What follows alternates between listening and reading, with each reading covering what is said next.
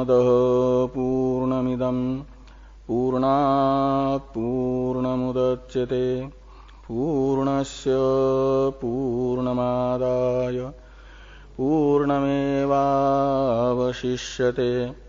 ओम शांति शांति शांति। शंकरं शंकराचार्यं केशवं बादरायणं सूत्रभाष्य कृतो वंदे भगवन्तौ पुनः पुनः। ईश्वरो गुरुरात्मेति मूर्तिभेद विभागिने व्योमवद्व्याप्तदेहाय दक्षिणामूर्तये नमः। ओम शांति शांति शांति।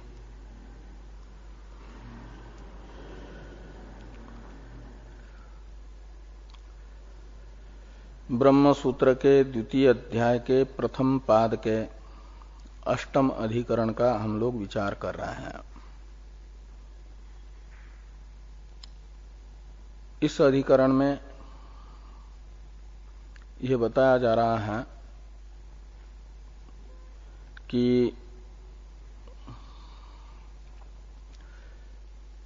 एकमेवा द्वितीय चेतन ब्रह्म को जगत का कारण बताने वाले वेदांत समन्वय का यत् कारणम तत्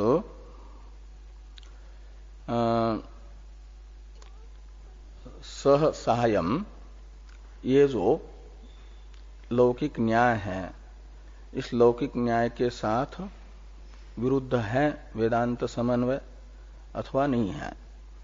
इस प्रकार का संशय होने पर जो इस अधिकरण के पूर्व पक्षी हैं वे कहते हैं कि लौकिक न्याय का विरोध वेदांत समन्वय के साथ होगा, इसलिए ब्रह्म में वेदांतों का समन्वय मानना, जगत का कारण ब्रह्म को मानना अनुचित है।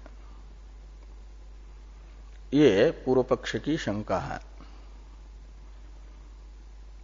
इसका उत्तर न क्षीरादि वधि इत्यादि प्रथम सूत्रस्थ समाधान अंश के द्वारा दिया गया। ये कहा कि लोक में भले ही कुलालादि को आवश्यकता हो घटादि का निष्पादन करने के लिए मृत्तिकादि सामग्री की, किंतु ऐसा भी लोक में देखा जाता है कि दूध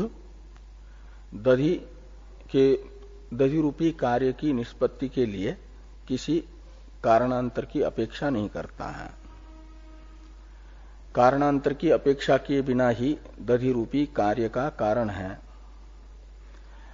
ऐसे ब्रह्म जगत रूपी कार्य का कारण बनने के लिए किसी अन्य सहायकांतर की अपेक्षा नहीं करेगा। क्षीरवधि इस उदाहरण से बताया गया था, लेकिन फिर प्रकारांतर से पूर्व पक्षी ने शंका की कि भले ही यहां पर दूध रूपी जड़ पदार्थ साधनांतर निरपेक्ष होकर के दधि रूपी कार्य का कारण बने। ब्रह्म तो जड़ नहीं है, दधि के तरह चेतन है, और लोक में देखा जाता है कि चेतन जो कुलालादि हैं उनको घटादि कार्यों का कारण बनने के लिए सहायकांतर की अपेक्षा होती है। सहायकांतर की अपेक्षा से ही लोक में चेतन कुलालादि को घटादि कार्यों का कर्ता देखा गया। ऐसे जगत का कर्ता ब्रह्म चेतन होने के कारण यदि मानते हो है करके कर्ता, तो उसे सहसा ही मानना चाहिए। असहाय ब्रह्म, चेतन ब्रह्म जगत का कर्ता नहीं बन पाएगा। इस प्रकार की जो शंका है पूर्व पक्ष की, इस शंका का देवादि वद अपि लोके, इस द्वितीय सूत्र से समाधान कर रहे हैं वेद व्यास जी। इसमें लोक शब्द का अर्थ है मंत्र अर्थवाद आदि शास्त्र तथा वृद्ध चेष्टा, वृद्ध व्यवहार। लोक्यते प्रतिपाद्यते अर्थ अनेन इति लोकः, इस व्युत्पत्ति के अनुसार लोक शब्द का अर्थ है अभिष्ट अर्थ का ज्ञान जिससे होता है, उसे कहा जाता है लोक। तो मंत्र है, अर्थवाद है, इनसे ये अर्थ ज्ञान हो रहा है कि देवता बाह्य साधन की अपेक्षा किए बिना ही अपने संकल्प मात्र से अनेक शरीरों को धारण करती है, युगपत। तो ये जो अनेक शरीर का निर्माण रूपी कार्य है, उस अनेक शरीरों का निर्माण करने के लिए देवता किसी बाह्य साधनों को ग्रहण किए बिना ही, बाह्य साधनों की सहायता के बिना ही अपने संकल्प मात्र से अनेक शरीर का निर्माण कर रही है। ऐसे मकड़ी बाह्य साधन की अपेक्षा किए बिना ही जाला रूपी कार्य का निर्माण कर रही है। ऐसे कई एक उदाहरण है। ऐसे जो सिद्ध संकल्प होते हैं तपस्वी लोग, वे भी संकल्प मात्र से ही कार्य के निष्पादक बन जाते हैं। विश्वामित्र ने संकल्प मात्र से ही त्रिशंकु के लिए स्वर्ग का निर्माण किया कि नहीं? कहीं से ये कोई रॉ मटेरियल लेकर के स्वर्ग का निर्माण नहीं किया था। तो बाह्य साधनों की अपेक्षा के बिना ही जैसे विश्वामित्र आदि ने सृष्टि की, तो जब ये देवता ऋषि जैसे लोग भी ईश्वर की अपेक्षा तो अल्पज्ञ अल्प शक्ति ही है, बिना बाह्य साधन के अपने संकल्प मात्र से सृष्टि करते हैं, तो ईश्वर को अपने संकल्प मात्र से जगत का कर्ता मानने में कोई आपत्ति नहीं होनी चाहिए। इस अभिप्राय से देवादि वद अपि लोके ये सूत्र है पूर्व पक्ष की शंका का समाधान करने के लिए। इस सूत्र की व्याख्या भाष्कर भगवान कर रहे हैं। देवादिवद इति ब्रूमः इत्यादि से। देवादिवद इति ब्रूमः, इसकी अवतरण टीका है। तस्यापि हेतोर देवादो व्यभिचार इत्याह देवादिवद इति। तस्यापि हेतोर, इसमें तस्य शब्द से लेना पूर्व पक्ष के अनुमान में प्रयुक्त जो हेतु है। पूर्व पक्ष का अनुमान है शायद एतत्, इसके अवतरण टीका में लिखा हुआ ब्रह्म न कारणम चेतनत्वे सति असहायत्वात् मृदादिवत, मृदादि शून्य कुलालादिवत, ये जो अनुमान है, इस अनुमान में प्रयुक्त जो हेतु है चेतनत्वे सति असहायत्वात्, इस अनुमान को यहां पर तस्य हेतु इन शब्दों से लेना। इस अनुमान में पूर्व पक्ष के द्वारा प्रयुक्त हेतु में भी व्यभिचार है, यानी ये हेतु भी व्यभिचारी है। हाँ, तो इस हेतु का व्यभिचार कहां हो रहा है? तो कहते देवादि में। इसलिए कहा कि देवादो व्यभिचार इत्याह। अब ये बता रहे हैं कि देवादि चेतन होने पर भी सहाय रहित होकर के सृष्टि कर रहे हैं, तो वहां पर चेतनत्व विशिष्ट असहायत्व हेतु नहीं रहेगा ना। तो यही व्यभिचार स्थल है। तो भाष्य में देखिए, यथा लोके देवाः पितरः ऋषयः इतेवं आदयो महाप्रभावा चेतना अपि संतो अनपेक्षेव किंचित बाह्यम साधनम ऐश्वर्य विशेष योगात अभिध्यान मात्रेण स्वत एव बहुनी नाना संस्थानानि शरीराणि प्रासादादीनि च रथादीनि च निर्मिमाना उपलभ्यन्ते। मंत्र अर्थवाद इतिहास पुराण प्रामाण्यात। यहां तक के ग्रंथ से देवादिवत इस पद की व्याख्या की है। ते कहते हैं कि जैसे लोक में ये देखा जा रहा है, यहां लोक शब्द से लेना है मंत्र अर्थवादात्मक शास्त्र भी और वृद्ध व्यवहार को भी। ये टीका में टीकाकार कहते हैं, लोक शब्द की व्युत्पत्ति बता रहे हैं टीका में टीकाकार, लोक्यते ज्ञायते अर्थो अनेन इति लोकः। ऐसी लोक पद की व्युत्पत्ति करते हैं तो लोक शब्द का अर्थ होता है कि ज्ञेय अर्थ को जाना जाता है जिससे ज्ञेय अर्थ के ज्ञान का साधन। वो कौन? तो मंत्र हैं, अर्थवाद हैं और वृद्ध व्यवहार है। ये यहां पर लोक शब्द का अर्थ है। और उसमें देखा जा रहा है, मंत्र अर्थवाद आदि में देखा जा रहा है क्या कि देवा पितरः ऋषयः, देवता हैं, पितर हैं, ऋषि हैं, ऐसे। और आदि शब्द से यहां पर भी सिद्ध योगी आदि को लीजिए। महाप्रभावा, ये महान प्रभाव वाले, सामर्थ्य वाले हैं। चेतना अपि संत अनपेक्षैव किंचित बाह्यम साधनम ऐश्वर्य विशेष योगात अभिध्यान मात्रेण स्वत एव बहुनी नाना संस्थानानि शरीराणि प्रासादादीनि च रथादीनि च निर्मिमाना उपलभ्यन्ते। तो ये कहते हैं कि महान प्रभाव वाले जो लोग हैं, सामर्थ्य वाले, क्या करते हैं कि ये चेतन होने पर भी बाह्य साधनों की अपेक्षा किए बिना ही, यानी सहायक रहित होकर के ही, अपने में विद्यमान ऐश्वर्य विशेष के कारण क्या करते हैं कि अभिध्यान मात्र से, अभिध्यान कहते हैं संकल्प को, अभिध्यान मात्रेण का अर्थ हो जाएगा संकल्प मात्रेण,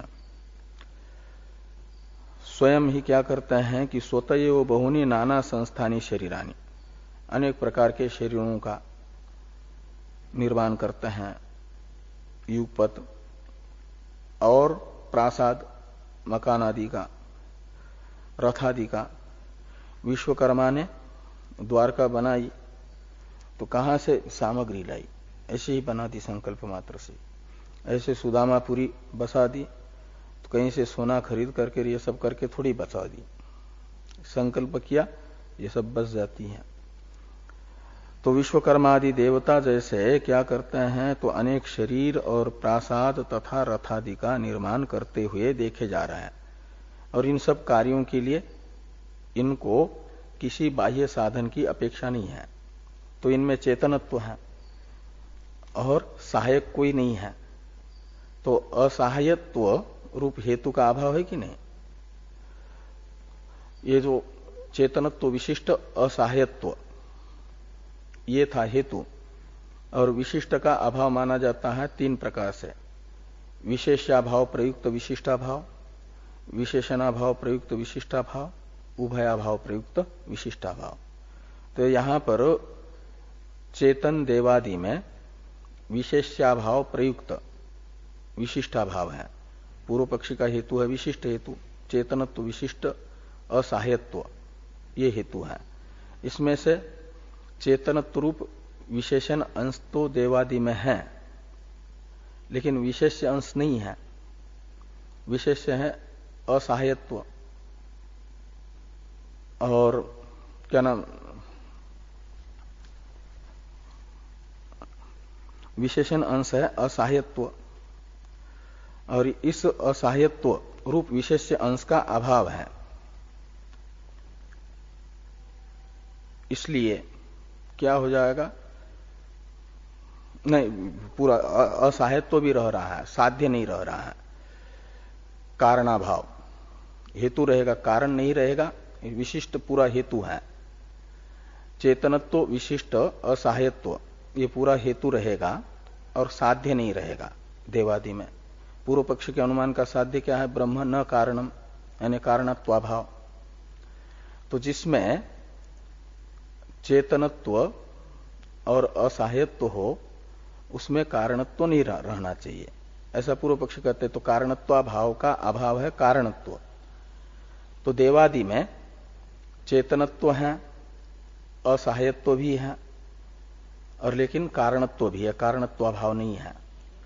इसलिए जहां साध्य का अभाव है देवादि में, पूर्व पक्ष के अनुमान के साध्य का अभाव है, और वहां पर चेतनत्व सती असहायत्व रूप हेतु रह रहा है, इसलिए ये हेतु व्यभिचारी हो जाएगा। ये हेतु का व्यभिचार व्यभिचार तब माना जाता है जब जहां साध्य नहीं है वहां पर भी हेतु रहेगा। तो देवादि में पूर्व पक्ष के अनुमान का साध्य जो कारणत्वाभाव है वो नहीं है, लेकिन चेतनत्व सती असहायत्व रूप हेतु रह रहा है, इसलिए व्यभिचार है। ये यहां पर कहा गया कि ये सब महाप्रभावा चेतना अपि संतो अनपेक्षैव किंचित बाह्यम साधनम, इतने से बताया चेतनत्व भी है उनमें और असहायत्व भी है, लेकिन कारण क्या नाम, इनका शरीर प्रसाद और रथादि का निर्माण करते हुए देखे जा रहे हैं। का मतलब कारणत्व अभाव उनमें नहीं है, कारणत्व है, रथादि सृष्टित्व है। तो चेतन होते हुए और असहाय होते हुए भी रथादि के निर्माता देवता बन रहे हैं, का अर्थ है जो चेतन असहाय होगा वह भी कारण बन सकता है। ये देवता बनते हुए देखे जा रहे हैं, ये यहां पर कहा गया। ऐसे और भी एक लौकिक दृष्टांत बताया जा रहा है। उससे पहले अभिधान शब्द का अर्थ टीकाकार बता रहे हैं कि अभिध्यानम संकल्प। ये कहा न कि अभिध्यान मात्रेण स्वतएव बहुनि नाना संस्थानी शरीरानी निर्मिमाणा उपलभ्यन्ते। इसमें अभिध्यान शब्द का अर्थ है संकल्प। आगे हैं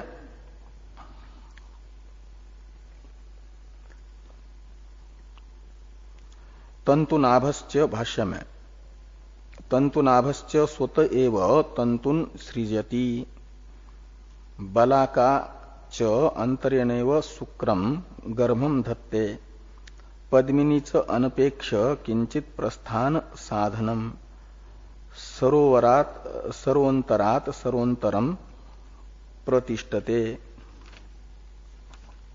ये उदाहरण बताए, लौकिक उदाहरण। वैदिक उदाहरण हो गए, शास्त्रीय उदाहरण देवादि के, देव पितर ऋषि। और लौकिक उदाहरण है कि तंतुनाभश्च स्वतएव तंतुन सृजति। स्वतएव का अर्थ है अन्य की अपेक्षा किए बिना, बाह्य साधन की अपेक्षा किए बिना। तंतुनाभ कहते हैं ऊर्णनाभि को, मकड़ी को। वह तंतुओं का सर्जन करता है, जाला बनाता है। और ये जो बलाका है, बगुल है, सुनते हैं इनको केवल किसी अन्य की अपेक्षा किए बिना ही, बाह्य साधन की गर्भधारण करती है बलाका, बगुला। यानी शुक्र की अपेक्षा किए बिना ही गर्भधारण जैसे बलाका का हो रहा है। तो बाह्य साधन अनपेक्ष ही, ये चेतन बगुला चेतन भी है और बाह्य साधन शुक्र की अपेक्षा किए बिना गर्भधारण रूप कार्य कर रहा है। ऐसे पद्मिनी जो होती है वे सरोवर में आती हैं, कमल की बेली, और वो कहते हैं कि किसी एक बाह्य साधन की अपेक्षा किए बिना ही प्रस्थान के लिए एक सरोवर से दूसरे सरोवर में चली जाती है, ये बेली फैलती जाती है। ऐसे कहीं पेड़ पर बेल लगा दिया तो फैलता जाता है। तो ये उदाहरण है, लौकिक उदाहरण, बाह्य साधन की अपेक्षा किए बिना ही कारण बनने के।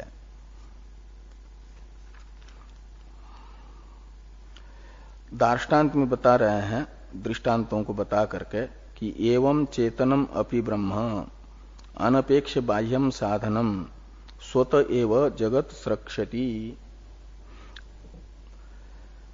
तो एवं यानी जैसे दृष्टांत में हुआ, देवता ऋषि पितर आदि बाह्य साधन की अपेक्षा किए बिना ही अपने संकल्प मात्र से सर्जक बन रहे हैं, जैसे ऐसे ब्रह्म चेतन होने पर भी बाह्य साधन की अपेक्षा किए बिना स्वतः ही जगत का सृष्टा बन सकता है, जैसे देवादि बने। कुलाल तो असमर्थ होने के कारण, चेतन होने के कारण सहायक की उसको जरूरत है ऐसा नहीं, असमर्थ होने के कारण उसे अपेक्षा पड़ रही है मृत्तिकादि बाह्य साधनों की घटका कर्ता बनने के लिए। और ब्रह्म तो सर्वसमर्थ है, सर्वशक्तिमान है, उसे किसी साधनांतर की अपेक्षा नहीं है जगत का सृष्टा बनने के लिए।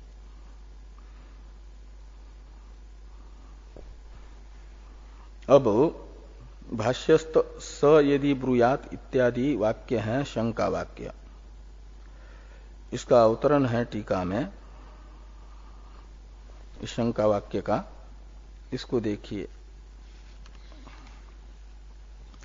ननु देवादि ऊर्णनाभांत दृष्टान्तेषु शरीरेषु चेतनत्वं नास्ति, बलाका पद्मिनी चेतनयोर गर्भ प्रस्थान कर्तृत्वे मेघ शब्द शरीरंच सायो अस्ति, अतो विशिष्ट हेतोर न व्यभिचार इति शंकते स यदि ब्रूयात इत्यादि ना।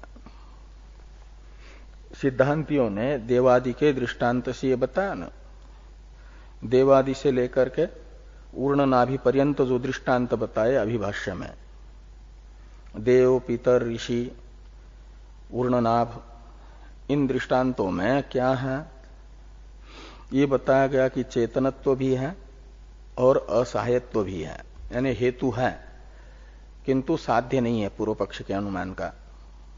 कारणत्वाभाव रूप, कारणत्वाभाव का अभाव कारणत्व ही है और हेतु भी है, तो हेतु हो गया साध्य का व्यभिचारी।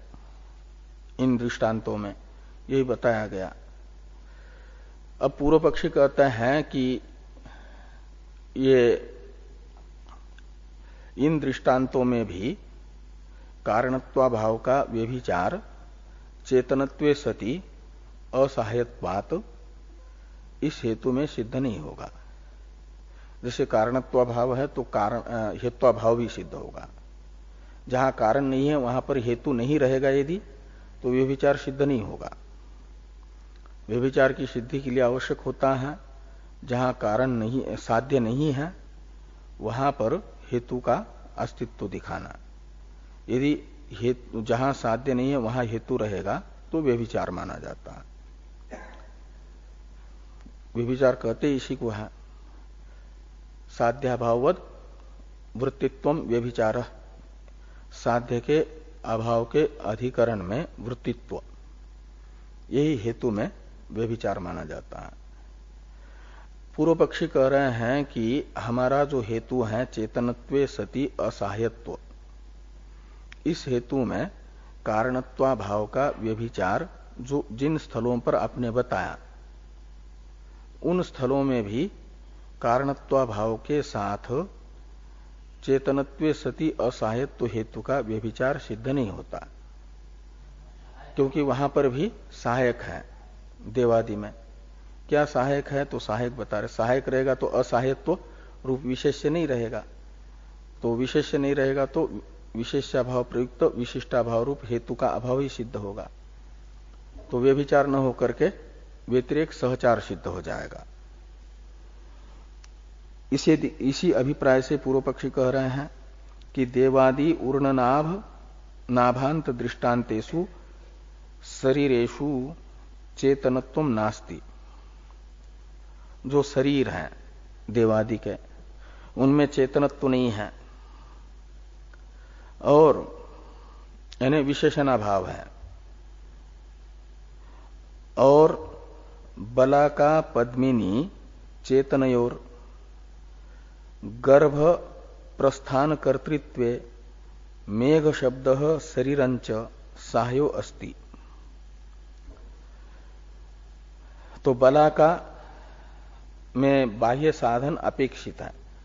भले ही बलाका को गर्भधारण करने के लिए शुक्र रूप बाह्य साधन की अपेक्षा न हो, किंतु मेघ गर्जन की अपेक्षा होती है।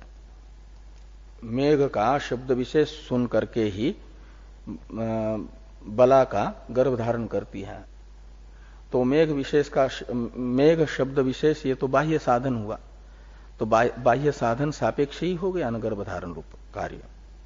इसलिए उसमें कारणत्व तो है यदि, तो हेतु का अभाव भी है। बाह्य मेघ शब्द रूप सहाय की अपेक्षा से ही गर्भधारण रूप कार्य हो रहा है। और ये जो पद्मिनी एक सरोवर से दूसरे सरोवर में जाती हैं, तो वहां पर भी अपेक्षा होती है किसकी?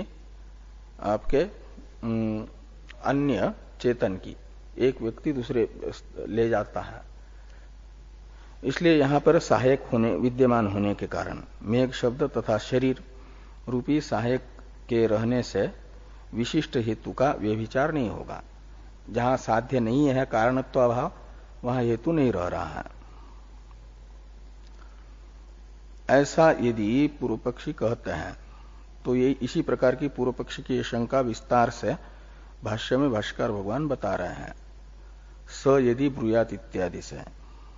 स यदि ब्रूयात इसका अवतरण है टीका में, अवतरण तो पढ़ लिया, भाष्य में देखिए कि स यदि ब्रूयात ये ते देवादयो ब्रह्मणो दृष्टान्ता उपात्ता ते दार्ष्टान्तिकेन ब्रह्मणा न समाना भवन्ति।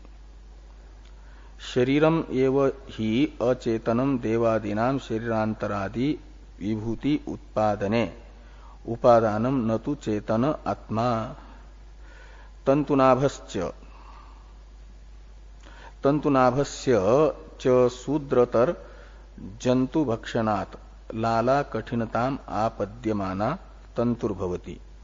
बलाका च स्तनयित्नु रवश्रवणात् गर्भम धत्ते। पद्मिनी च चेतन प्रयुक्ता सति अचेतनेन एव शरीरेण सरोवरांतरात् सरोवरांतरम उपसर्पति। वल्ली इव वृक्षम न तु स्वयं एव अचेतना सरोवरांतर उपसर्पणे व्याप्रियते। तस्मात् नयते ब्रह्मणो दृष्टान्ता इति। यहां तक ये शंका है।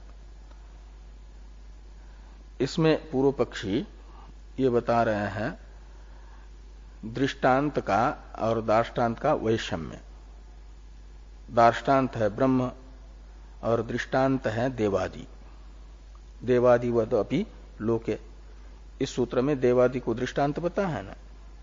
तो देवादि दृष्टांत और ब्रह्म रूपी दार्ष्टान्त में समानता नहीं है, वैषम्य है। तो दृष्टांत पूर्व सिद्धांति के दृष्टांत दार्ष्टान्त में वैषम्य नाम के दोष की शंका पूर्व पक्षी कर रहा है। तो स यदि ब्रूयात, स यानी पूर्व पक्षी यदि ऐसा कहता है क्या कि ये ते देवादयो ब्रह्मणो दृष्टांता उपात्ता, सिद्धांति के द्वारा देवादि रूप ब्रह्म जो दृष्टांत बताए गए हैं, असहाय ब्रह्म चेतन ब्रह्म में जगत कारणत्व की सिद्धि के लिए वेदांतियों ने देवादि का जो दृष्टांत दिया है, वो दृष्टांत दार्ष्टान्त से विषम है। ये दिखा जा रहा है कि ते दार्ष्टान्तिके न ब्रह्मणा न समाना भवन्ति। दार्ष्टान्तिक ब्रह्म के साथ दृष्टांतों का ते यानी दृष्टांता देवादि न समाना भवन्ति, समानता नहीं है दृष्टांत दार्ष्टान्त में, विषमता है। कैसे? तो कहते इस प्रकार कि शरीरम एव ही अचेतनम देवादीनाम शरीरांतरादि विभूति उत्पादने उपादानम न तु चेतन आत्मा।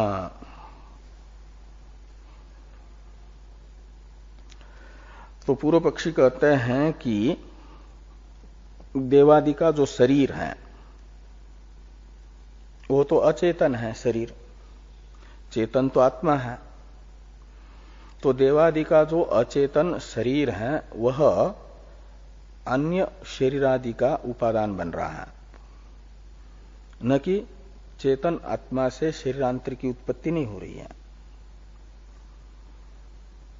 इसलिए माना गया कि जड़ ने जैसे दूध दधी रूप से परिणत हुआ, ऐसे जड़ शरीर ने अनेक शरीरों को धारण कर लिया है। इसलिए वो चेतन सहाय रहित होकर के कारण बनता है, इसके लिए दृष्टांत नहीं बनेगा। इस अभिप्राय से पूर्व पक्षी कहते हैं कि चेतनम अचेतनम शरीरम एव ही अचेतनम देवादिनाम शरीरांतरादि विभूति उत्पादने कारणम। विभूति आदि यानी अनेक शरीरादि का उत्पादन करने में कारण बन रहा है शरीर ही, न तो चेतनात्मा। देवादि का चेतनात्मा कारण नहीं बन रहा है। और ये जो दृष्टांत बताया तंतुनाभ का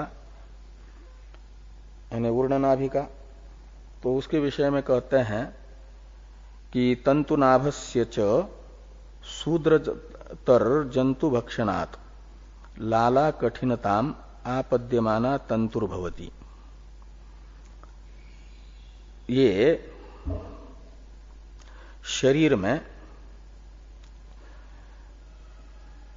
ये ऊर्णनाभि जब उसका अपना आहार है, वो आहार लेता है कि नहीं? क्या खाता है ऊर्णनाभि? मकड़ी क्या खाती है?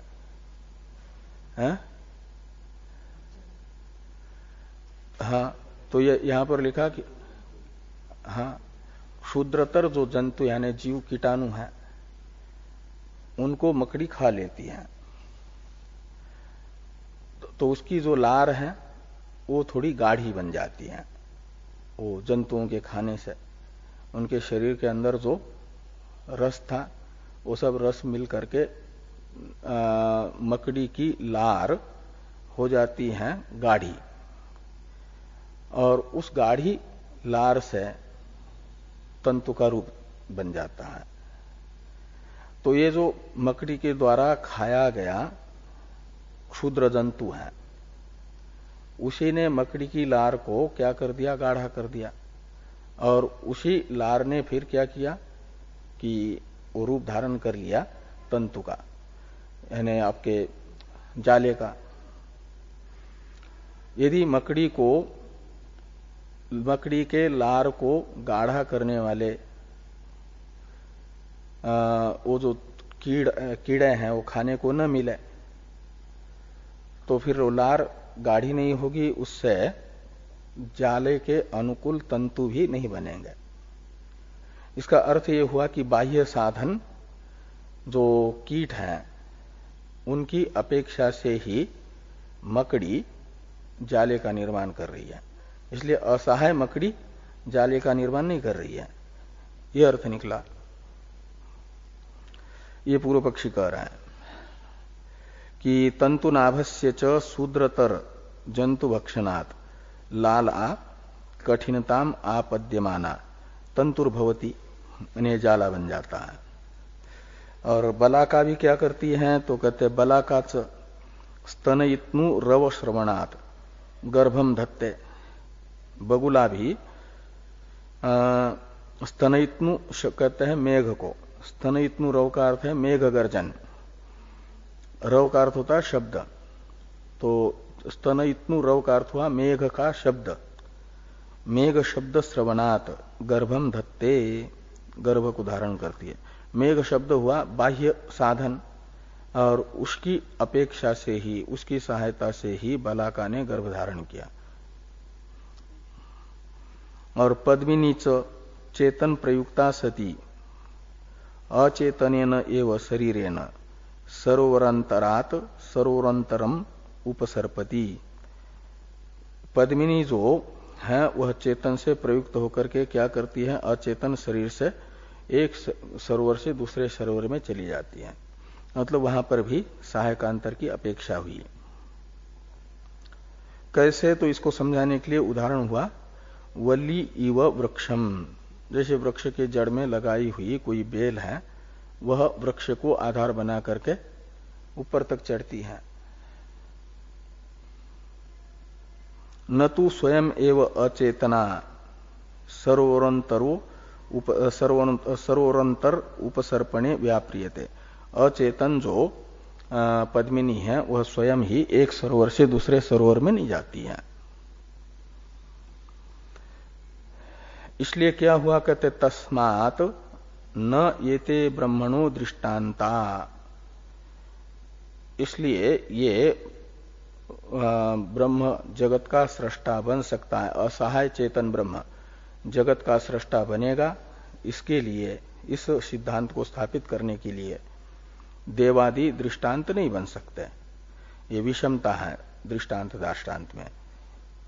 इति यानी इति यदि सब्रुयात, ऐसा अन्वय करिए। पूर्व पक्षी यदि इस प्रकार की शंका करते हैं व्यभिचार निवृत्ति की, तो इसका कहते हैं तम प्रतिब्रुयात नायम दोष। इस प्रकार की शंका करने वाले पूर्व पक्षी के प्रति सिद्धांति को यह कहना चाहिए, तम प्रतिब्रुयात। तम प्रतिब्रुयात इसका अवतरण है टीका में कि व्यभिचारो अस्ति इति परिहरति, तम प्रतिब्रुयात इति। यानी विशिष्ट हेतु में, चेतनत्व सति असहायत्व हेतु में व्यभिचार निवृत्त नहीं हो सकता, व्यभिचार विद्यमान ही है इन दृष्टांत स्थलों पर। वो व्यभिचार दिखा करके क्या कर रहे हैं, पूर्व पक्ष की शंका का निराकरण कर रहे हैं सिद्धांती, तम प्रतिब्रुयात इत्यादि से। तम प्रतिब्रुयात नायम दोषः, अयम दोष न। अयम दोष शब्द का अर्थ करते हैं टीकाकार कि अयम दोष यानी दृष्टांत वैषम्याख्य दोष। दृष्टांत वैषम्य नामक दोष सिद्धांत में नहीं है। देवादि दृष्टांत और ब्रह्म रूपी दार्ष्टान्त में विषमता नहीं है, ये नायम दोष का अर्थ है। कैसे दोष नहीं है, इसका स्पष्टीकरण है कि कुलालादि दृष्टांत वैलक्षण्य मात्रस्य विवक्षितत्वात् इति। यहां पर तो केवल कुलालादि जो दृष्टांत है उनका वैलक्षण्य मात्र विवक्षित है देवादि दृष्टांत से। कुलालादि का वैलक्षण्य मात्र अपेक्षित है। वो वैलक्षण्य क्या है देवादि दृष्टांत में कुलालादि दृष्टांत का, तो कहते ये है कि यथा ही कुलालादीनाम देवादीनांच समाने चेतनत्वे कुलालादयः कार्यारंभे बाह्यम साधनम अपेक्षन्ते न देवादय तथा ब्रह्म चेतनम अपि न बाह्यम साधनम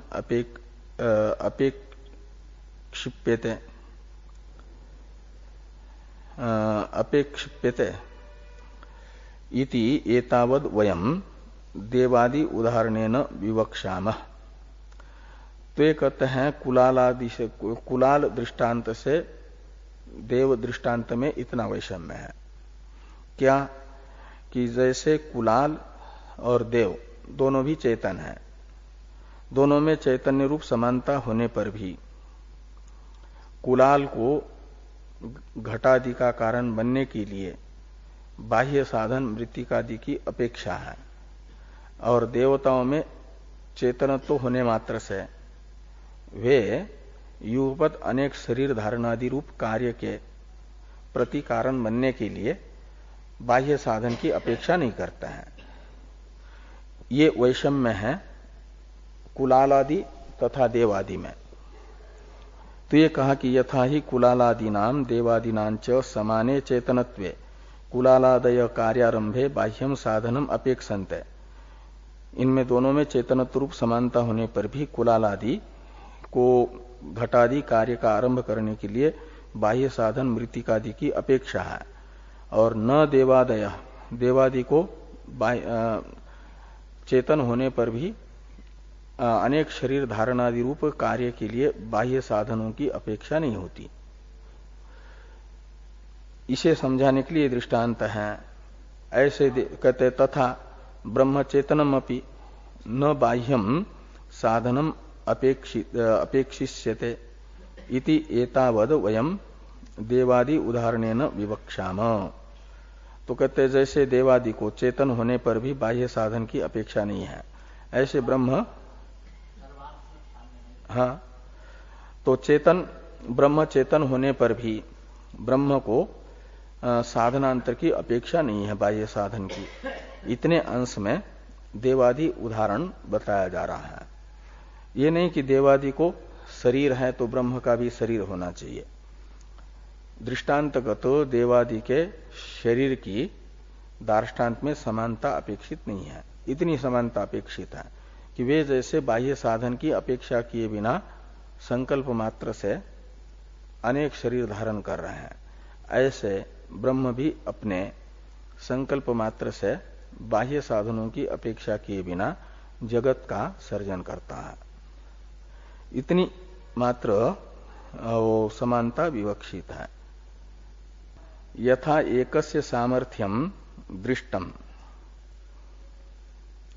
तथा सर्वेषाम एव भवितुम अर्हति इति नास्ति एकांत इति अभिप्रायः। तो ये कह रहा है कि तस्मात् यथा एकस्य सामर्थ्यम दृष्टम तथा सर्वेषाम एव भवितुम अर्हति इति नास्ति एकांत, यानी जैसा एक में सामर्थ्य देखा ऐसा ही सब में होना चाहिए, ऐसा कोई एकांतिक सिद्धांत नहीं है। हाँ, नियम नहीं है। एकांतिक सिद्धांत यानी अव्यभिचारित नियम नहीं होता। टीका में समझना पड़ेगा आपको, है ना। कहीं एक बातें हैं तो इस पर करते हैं हम लोग नरसो चर्चा।